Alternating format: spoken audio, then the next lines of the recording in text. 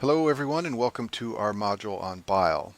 Bile is a substance that is produced in the liver and then stored in the gallbladder, and after a meal it is secreted into the duodenum to help us absorb fats. It's made up mostly of water, but it also contains some phospholipids and electrolytes, and from a physiology point of view, the two most important components of bile are the bile salts, which help to absorb lipids, and bilirubin, and that's because bile is the main mechanism by which bilirubin is excreted from the body. I'll talk about bilirubin in a separate module. In this module today, I'm going to focus on bile in general and the bile salts. So the reason we need bile salts in our bile is to help us absorb lipids. So let's talk a little bit about the type of lipids you consume when you eat foods. So on the screen here is the structure of a fatty acid. It has a carboxylic acid group on the end and then a long chain of carbons and hydrogens. Also on the screen here is a molecule of glycerol, and if you link three fatty acids to a molecule of glycerol, you will get a structure called a triglyceride. And this is what most of the fats in our diet look like. Most of the fats we consume are triglycerides. They're made up of a glycerol molecule here attached to three different fatty acids. The way we absorb the triglycerides that we consume in our meals into the bloodstream is by breaking them down using an enzyme called pancreatic lipase, which is secreted by the pancreas.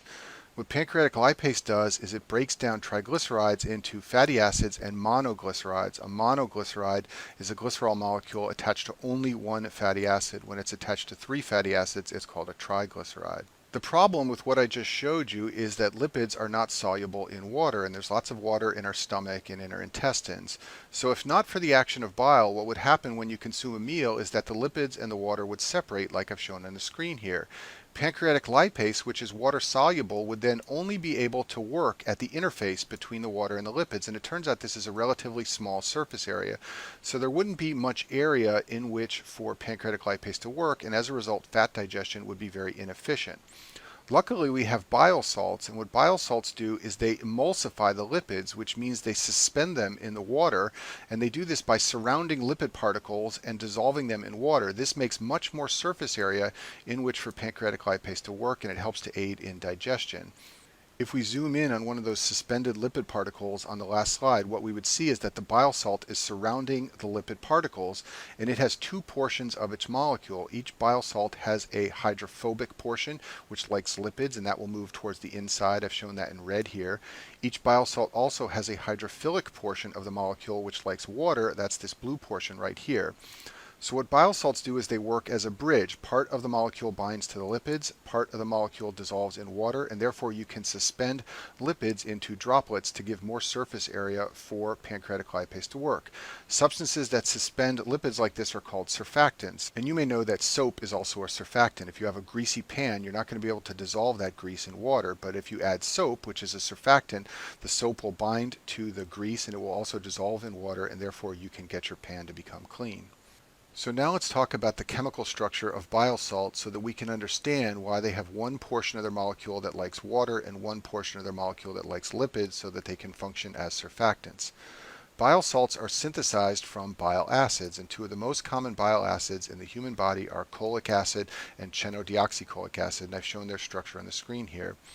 I've also shown the structure of cholesterol, so you can see that the structure of these bile acids is very similar to cholesterol, and that can help to remind you that these structures are synthesized from cholesterol in the liver. To make bile acids into better surfactants, they are conjugated to other structures, which means another structure is added to the molecule to create a hydrophilic end. The two structures that are added are taurine, which is an organic acid. This is the structure of taurine on the screen here, and glycine, which you may know is an amino acid. And both of these are very hydrophilic, and they are going to be added to this carboxylic end of the bile acid molecule to create a bile salt. And once we create a bile salt, we now have a better surfactant because one end of the molecule will be highly hydrophobic and it will like the lipids. One end will be highly hydrophilic and it will like the water. So I've shown this on the screen here. If you take cholic acid and you conjugate it to taurine, you get a substance called taurocholic acid, which is a bile salt. It has one end which is hydrophobic, made up of mostly carbons and hydrogens that I've shown in red here, and it has an other end which has the taurine conjugated to it that is very hydrophilic and will like water. At the bottom of the screen, I've shown what happens if you conjugate cholic acid to glycine. You will create glycocholic acid. It also has a very hydrophobic end, which is shown in red here, and it has a very hydrophilic end shown in blue. And if we go back to this slide here, you can now hopefully understand from the chemical structure how bile salts work as surfactant. And now they have one end of the molecule that likes the lipids and another end that likes the water, and therefore they can serve as a bridge between the lipid and water environments, and they can suspend those lipid molecules in solution so that pancreatic lipase has more surface area in which to work for digestion. So as we have seen, in order to create bile salts, which you need as surfactants for the digestion of lipids, you need to begin with bile acids. And bile acids are synthesized in the liver from cholesterol. There are two synthesis pathways. The classic pathway is the major pathway. There's also a minor pathway called the acidic pathway. The rate-limiting enzyme for the classic pathway is 7-alpha hydroxylase. It takes cholesterol molecules and adds a hydroxyl group to the 7-carbon, hence the name 7-alpha hydroxylase. It creates a molecule called 7-alpha hydroxycholesterol. There are then a series of steps in the liver which lead to the synthesis of bile acids like cholic acid. 7-alpha hydroxylase is a cytochrome P450 enzyme. It also requires NADPH from the HMP shunt. It also requires oxygen to function. Now let's talk about what happens to bile acids and bile salts once they reach the intestines. They do not all pass out with the stool. Some of them are reabsorbed. This is called the enterohepatic circulation. So most lipid absorption of triglycerides occurs in the jejunum, but conjugated bile acids are not absorbed with the lipids. Pancreatic lipase releases the fatty acids and those get absorbed by enterocytes, but the bile salts remain behind. They then pass to the distal small intestine and they're absorbed by active transporters in the terminal ileum. About 95% are absorbed and recycled, and about 5% are excreted in the stool. And as we will discuss in a few slides, this is a major way by which cholesterol is excreted from the body. This 5% that goes out in the stool comes from cholesterol, and therefore this is a way by which cholesterol is eliminated from the body. So when most people think of bile salts, they think of emulsification of fats. That's because that's one of their main functions. But don't forget there are two other functions of bile salts. One is excretion of cholesterol, as I just said, and the third is as an antimicrobial. So let's talk about cholesterol excretion in a little more detail. Cholesterol is a lipid. It's made up of mostly carbons and hydrogens, as you can see on the screen here. So it is not soluble in water. In order to excrete it from the body, therefore, that means you cannot use the urine. What you can do is convert the cholesterol into a conjugated bile acid or a bile salt. It then becomes water soluble and it can be excreted in the stool. And this is the main mechanism by which cholesterol is eliminated from the body. There's a tie-in with pharmacology here. There are very old, rarely used cholesterol drugs that are called bile acid resins. These are drugs like cholestyramine and cholestyramine and cholcevolam. These retain bile acids in the stool and prevent their resorption so that more bile acids go out in the stool. And when more bile acids like cholic acid go out in the stool, that means you are eliminating more cholesterol from the body. These drugs have largely been replaced by statins and other cholesterol drugs, and they have nasty side effects like bloating and diarrhea, but a long time ago they were the only drugs we had and they were used more often. I talk about these in more detail in the modules on lipid drugs. The third important function of bile salts is to serve as an antimicrobial. The small intestine has relatively few bacteria, especially compared to the colon. And if you lose your bile salts, what happens is bacterial overgrowth occurs, and this is sometimes seen in patients who have liver disease. The mechanism by which bile salts prevent bacterial overgrowth is believed to be disruption of bacterial cell membranes. I bolded that here because that's what you should remember for your boards. There are other antibacterial effects that have been described as well. What I'm going to talk about for the last few slides of this module is what happens if you have disrupted bile flow to the intestines, and that is called cholestasis. There are characteristic lab findings and symptoms of this disorder that you should know for your boards and also for clinical medicines, and they all make sense if you understand what bile does. So the lab findings of a patient who has disrupted bile flow to the intestines will include hyperbilirubinemia. That should make sense to you because, as I told you at the beginning of this module, bilirubin is one of the main components of bile. The type of hyperbilirubinemia is a direct or conjugated hyperbilirubinemia, and in the bilirubin module I talk more about why it's a direct hyperbilirubinemia when you have cholestasis. Another characteristic finding is elevated alkaline phosphatase. Alkaline phosphatase is synthesized by bile duct epithelial cells, and when there's obstruction to bile flow, the level of this enzyme in the serum will rise.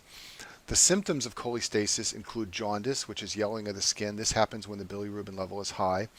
There's also pruritus. This is itching, and this is believed to occur because bile salts deposit in the skin. You can also sometimes see dark urine. If you have elevated conjugated bilirubin levels, the urine will turn dark. I talk more about this in the bilirubin module. And then finally, you can have clay-colored stools. That's because bilirubin is converted to stercobilin in the intestines, and that's what makes your stool dark. If you lose bile and therefore lose bilirubin flow to the intestines, you will get clay-colored pale stools. Long term, if you have obstruction to bile flow, you can see fat malabsorption and loss of fat-soluble vitamins, and this should make sense to you based on what we've been discussing because those bile salts are essential for emulsification of fats and their absorption. To understand how we make a diagnosis from lab tests of bile obstruction or cholestasis, you need to understand the enzyme alkaline phosphatase, which most people call ALK-Phos. This enzyme is produced by bile duct epithelial cells, and when there is obstruction of bile flow, these cells will increase their alkaline phosphatase synthesis. The mechanism is not completely understood, but what you will see clinically is that plasma levels of alkaline phosphatase will rise when there is an obstruction to bile flow. Now, hepatocytes contain the enzymes AST and ALT. I talk more about these in the liver modules. And when you have damage to hepatocytes, you can see a rise in the serum levels of AST and ALT. What you need to understand is that when there is cholestasis, the primary problem is with the bile duct epithelial cells. So you will see an increase in alkaline phosphatase that is much, much greater than the increase in AST and ALT that may result from damage to hepatocytes. This is because the primary site of dysfunction is in the bile ducts. There is some secondary effect on hepatocytes, but it's not as great. Therefore, the rise in ALT and ALT is much smaller than the rise in ALK-Phos. To understand this, let's look at this picture. So let's imagine we have a big gallstone lodged in the common bile duct right here, or maybe it's a tumor at the head of the pancreas. This will obviously obstruct the bile flow from the liver into the intestines. As a result, these bile ducts will become very dilated, and the bile duct epithelial cells will create lots of ALK-Phos. So you will see a very high level of alkaline phosphatase in the serum if you measure it. Now, that backup of bile flow all the way to the liver will cause some effect and some damage of liver cells up here. So you will see a rise in the AST and the ALT levels, but that rise in the AST and the ALT levels will not be as high as the rise in the ALK-Phos. So you will see a much greater rise in ALK-Phos than you do in AST and ALT when you have a cholestatic problem or an obstruction to bile flow. And it's very important that you understand that. Contrast that pattern that I just showed you with the hepatocellular pattern of liver damage. This occurs when the primary site of dysfunction from pathology is with the hepatocytes in the liver. In this case, you will see a rise in the AST and ALT levels in the serum that is much greater than the rise in alkaline phosphatase. The rise in alkaline phosphatase occurs because there's some secondary effect on the bile ducts, but the primary problem lies with the liver cells. And this is the form of liver function test abnormality that is seen in many forms of liver disease. To understand this, let's imagine we have some pathologic process that's damaging the liver here. This will cause the AST and ALT levels to rise significantly. But remember, there are bile ducts inside the liver, so you will have some secondary effect on the bile duct epithelial cells. So you will see some rise in alkaline phosphatase, but the rise in alkaline phosphatase will be relatively small compared to the larger rise in AST and ALT. So I've summarized on the screen here the two characteristic patterns of bile and liver damage, and it's very important that you understand these two patterns for step 1 of your boards and also for clinical medicine. We often look at the ALK-Phos levels and the AST and ALT levels, and we use those levels to try and determine whether the patient's problem lies in the liver or in the bile ducts. When the ALK-Phos rise is much greater than the rise in AST and ALT, then the primary abnormality relates to the bile ducts. This is called the cholestatic pattern because this is what occurs when there's obstruction to bile flow, which is called cholestasis. When the rise in AST or ALT is much greater than the rise in alkaline phosphatase, then the primary abnormality relates to hepatocytes. This is called the hepatocellular pattern of liver damage. So on the screen here, I've put two specific examples with actual numbers to help you understand. So a normal AST and ALT is about 50, and a normal ALK-Phos is about 100. The actual normals are slightly different than that, but that's an easy way to remember it when you're looking at board questions. So in example number 1, we have an AST that is 100 and an ALT that is 120. So these two values are about twice the normal level. Then we have an ALK-Phos level that is 500. So this ALK-Phos level is about 5 times the normal level. So we have a rise in ALK-Phos that is much, much greater than the rise in AST and ALT. And this is the type of pattern you would see with someone who has cholestasis, for example, if they have a gallstone lodged in their common bile duct. In example 2, we have an AST of 500 and an ALT of 550. So these are both about 10 times the upper limit of normal for AST and ALT. Our alk phos, on the other hand, is 200, so this is only about 2 times the upper limit of normal. So we have a rise in AST and ALT that is much greater than the rise in alk phos. This is the hepatocellular pattern of liver damage, and this is the type of pattern you would see in a patient who has a primary liver disorder. Once you identify the cholestatic pattern of liver function test abnormalities, once you identify cholestasis, the best first test after that is an imaging test of the bile ducts. Usually it's a right upper quadrant ultrasound. That's because this will tell you whether the bile ducts are dilated or normal, and this will differentiate extrahepatic causes of cholestasis from intrahepatic causes of cholestasis. To understand this, let's go back to our drawing here. If we have a gallstone lodged in the common bile duct, we will get very large bile ducts. They will become dilated and distended. You can see this on imaging. On the other hand, there are intrahepatic causes of bile flow obstruction. There are processes that primarily affect the bile ducts in the liver here. They can obstruct bile flow inside the liver. If one of those processes is occurring, then the bile ducts will be normal, and you know that you need to look in the liver to find the source of biliary obstruction. So if your imaging study shows dilated bile ducts, then you have an extrahepatic cause of cholestasis, and this includes things like gallstones, pancreatic masses, or biliary strictures. The workup of a patient with an extrahepatic cause of cholestasis usually involves imaging. You're going to try to image the gallstone or the pancreatic mass or the strictures to determine the best treatment for that problem. If your imaging study shows normal bile ducts, then you have an intrahepatic cause of cholestasis, and the workup of these disorders usually involves lab tests or a biopsy of the liver. Some of the things that can cause intrahepatic cholestasis include primary biliary cirrhosis, which is a disorder I discuss in its own module. There is a characteristic cholestasis that often occurs in pregnancy that is intrahepatic. Oral contraceptives sometimes cause patients to have an intrahepatic cholestatic problem. The estrogen can lead to obstruction of bile flow. And then finally, erythromycin is a well-described cause of intrahepatic cholestasis. A small number of patients develop this problem when they take erythromycin. There are numerous other causes of intrahepatic cholestasis, but all of these would have normal bile duct imaging on your right upper quadrant ultrasound. That's why the imaging of the bile ducts is the best first test once you identify cholestasis. And that concludes our module on bile.